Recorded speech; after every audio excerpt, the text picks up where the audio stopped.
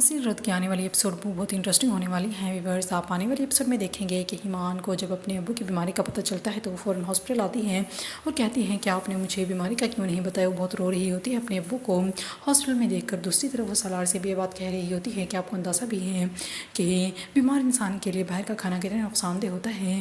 پھر سالار بھی اسے کہہ دیتا ہے کہ میں ان کے لیے گھر سے ہی کھانا بنوا کر لے جاتا تھا، وہ باہر کا کھانا نہیں کھاتے تھے۔ ایمان جب یہ بات سنتی ہے تو وہ حیران ہو جاتی ہے کہ یہ سالار کس قدر اس کے ابو کا خیال رکھتا تھا۔ اور دوسری طرف ایمان بھی جب اپنے ابو کے پاس آتی ہے اپنے ابو کے پاؤں پر سر رکھ کر ان سے معافی مانگ رہی ہوتی ہے اور رو رہی ہوتی ہے اور بہت پریشان ہوتی ہے اور کہتی ہے کہ ابو آپ نے مجھے کیوں نہیں بتایا تھا۔ اس کا ابو کہتا ہے کہ میں بیماری سے تو لڑ لیتا لیکن تم نے مجھے حالات سے لڑنے کے قابل بھی نہیں چھوڑا۔ ایمان بہت ہی زیادہ پریشان ہوتی ہے اپنے ابو کی وجہ سے، اس لیے وہ اپنے ابو سے بار بار کہہ رہی ہوتی ہے کہ آپ علاج کے لیے ایک بار مان جائیں، لیکن اس کا ابو نہیں مان رہا ہوتا۔ پھر ایمان کہتی ہے کہ آپ جیسا کہیں گے میں ویسا ہی کروں گی، لیکن آپ صرف ایک بار علاج کے لیے مان جائیں۔ وہ بہت ہی زیادہ رو رہی ہوتی ہے لیکن اس کا ابو اس کی بات نہیں سنتا اور وہاں سے اٹھ کر چلا جاتا ہے۔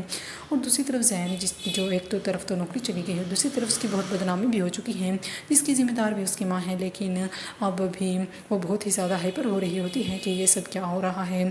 اور ایمان کے بہنوں کی تو لالچ ہی ختم ہونے کا نام نہیں لے رہی ہے، وہ کہہ رہا ہوتا ہے کہ گھر بھیج دیا جائے۔ پھر ایمان کے آپ ہی کہتے ہیں کہ آخر آپ ایسا کیوں کہہ رہے ہیں، پھر ایمان اور ابو کہاں رہیں گے۔ پھر وہ کہتا ہے کہ ایمان کی شادی ٹوٹی ہے، تمہاری تو نہیں ٹوٹی اور گھر تو بکے گا ہی۔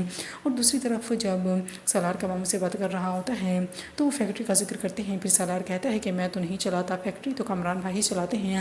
پھر اس کا ماموں کہتا ہے چلانے کی کیا بات ہے، ملکیت تو تمہاری ہے۔ پھر سالار کہتا ہے کہ چلانا تو دور کی بات، وہ تو مجھے فیکٹری کے اندر گھسنے بھی نہیں دیتا۔ جب اس کا ماموں یہ بات سنتا ہے تو وہ ہائپر ہو جاتا ہے اور کہتا ہے کہ اس کی اتنی جرت کیسے ہو گئی۔